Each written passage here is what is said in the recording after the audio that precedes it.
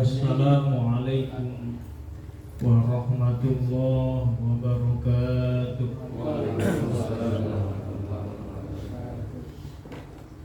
Alhamdulillahilladzi anzala sakinata fi qulubil mu'minin liyazdadu imanan ma'a imanihim. Asyhadu an la ilaha illallah wahdahu la syarika lah wa asyhadu anna sayyidana wa nabiyyana Muhammadan abduhu wa rasuluh la nabiyya ba'da. Allahumma sholli wa sallim ala sayyidina Muhammad wa ala alihi wa ashabihi ajma'in. Amma ba'd. Para jamaah pengajian yang saya muliakan, tentunya tidak bosan-bosan kita selalu bersyukur pada Allah Subhanahu wa Ta'ala atas segala limpahan rahmat, limpahan nikmat.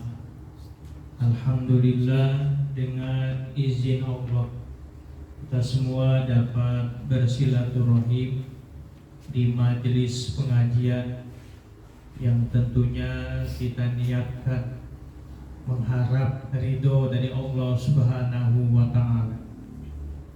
Sholawat teriring salam senantiasa Allah curahkan kepada junjungan kita Nabi Muhammad Sallallahu Alaihi Wasallam, para keluarganya, para sahabatnya, para pengikutnya, yang mudah-mudahan kepada kita semua umatnya, harapan kita bersama mudah-mudahan mendapatkan syafaat baik di dunia, lebih-lebih syafaat di akhirat. Amin ya rabbal alamin. Ada seorang waliullah yang bernama, yang tentunya kita sudah pada kenal, sering kita kirim Fatihahnya. Siapa itu? Guru Syekh Abdul Qadir Al-Jailani. Beliau di dalam kitab Sirrul Asrar bahwa memberikan penjelasan yang berkaitan dengan puasa, bahwa di dalam puasa itu ada tingkatan-tingkatan. Yang pertama, tingkatan yang pertama ada yang disebut dengan puasa syariah. Yang kedua ada puasa thariqah. Yang ketiga ada puasa hakikat. Dan yang keempat ada puasa ma'rifat. Pertama ada puasa yang disebut dengan puasa syariah. Puasa syariah ini kemarin sudah kita jelaskan. Artinya mereka yang berpuasa malam hari niat dan menahan diri dari segala bentuk yang membatalkan puasa, dimulai dari terbitnya fajar hingga terbenam matahari. Itu yang disebut dengan puasa syariah. Kalau kata istilah Imam Ghazali disebutnya puasa awam. Jadi mereka yang berpuasa cuma bisa menahan diri dari segala bentuk yang membatalkan puasa, dimulai dari terbitnya fajar hingga terbenam matahari. Itu yang disebut puasa syariah atau puasanya orang awam. Yang kedua, kata Syekh Abdul Qadir Jailani, ada puasa yang disebut puasa hakikat. Apa itu puasa hakikat itu? Puasa thariqah. Apa thariqah itu? Artinya mereka yang berpuasa bukan hanya menahan diri dari segala bentuk yang membatalkan puasa, dimulai dari terbit fajar hingga terbenam matahari, tapi puasa thariqah ini adalah mereka juga puasa anggota badannya. Jadi dia punya anggota badan, panca indera ikut berpuasa. Panca indera di manusia ini ada berapa? Ada 8. Dimulai dari mata, telinga, hidung, mulut, tangan, kaki, perut, kemaluan. Semuanya ada 8. Maka 8 komponen ini dia semuanya puasa. Puasa bagaimana caranya? Kekhawatiran hilangnya pahala puasa. Karena ada orang yang bisa puasa tapi tidak pernah berpikir kekhawatiran hilangnya pahala puasa. Puasa yang cukup sah, terlepas dapat pahala atau tidak itu urusan belakang. Nah, ini puasa orang awam seperti ini. Maka yang kedua tadi ada puasa thariqah, yaitu puasa anggota badan. Ikut berpuasa, mata puasa, hidung puasa, telinga puasa, mulut puasa, kemudian tangan, perut, kaki, hingga kemaluan ikut berpuasa. Maka disebutlah puasa thariqah, kekhawatiran hilangnya pahala puasa. Kenapa? Karena Nabi bersabda, kam min shaimin laisa lahu min syamihi ilal ju' wal atos. Berapa banyak orang yang berpuasa Ramadan tapi tidak mendapatkan apa-apa.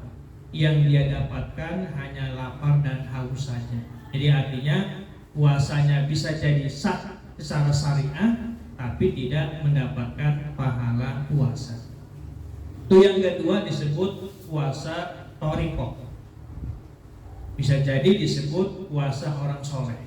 Yang ketiga ada puasa yaitu puasa hakikat. Puasa hakikat itu puasa apa? Mereka bukan hanya menahan diri dari yang membatalkan puasa, bukan hanya anggota badan panca indera ikut berpuasa, tetapi juga hati ikut berpuasa. Hatinya ikut berpuasa, tidak pernah terbetik di hatinya untuk berbuat kesalahan, berbuat dosa. Hatinya puasa. Nah, kalau hatinya udah puasa, insya Allah akan terpancar kepada yang lain, kepada anggota badannya dan seluruhnya. Karena puasa hati.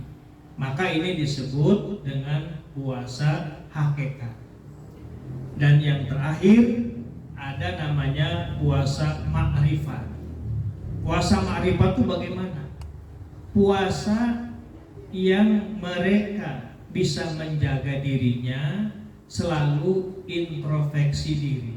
Ini puasa ma'rifat. Artinya apa? Sifat keangkuhan, sifat kesombongan, iri dengki, nah itu harus dibuang. Itu yang disebut puasa ma'rifat. Tidak pernah terbetik di hatinya ketika puasa ada sifat angkuh. Tidak pernah terbetik di hatinya punya sifat sombong. Tidak pernah terbetik di hatinya untuk dengki, dendam, iri dan sebagainya, yang termasuk dalam komponen penyakit hati. Nah, ini yang disebut puasa ma'rifat. Nah, di sini pembelajaran kita untuk kedepannya lebih matang lagi mengkaji, menganalisa tentang puasa. Yang selama ini pengetahuan kita mungkin puasa hanya zahir saja, tapi nggak pernah masuk kepada urusan batin. Maka di sini saya ulang kembali bahwa Tuan Syekh Abdul Qadir Jailani tadi memberikan tingkatan orang yang berpuasa. Pertama, puasanya orang syariah, puasa awam. Kedua, puasa thariqah, yaitu anggota badan panca indera ikut berpuasa.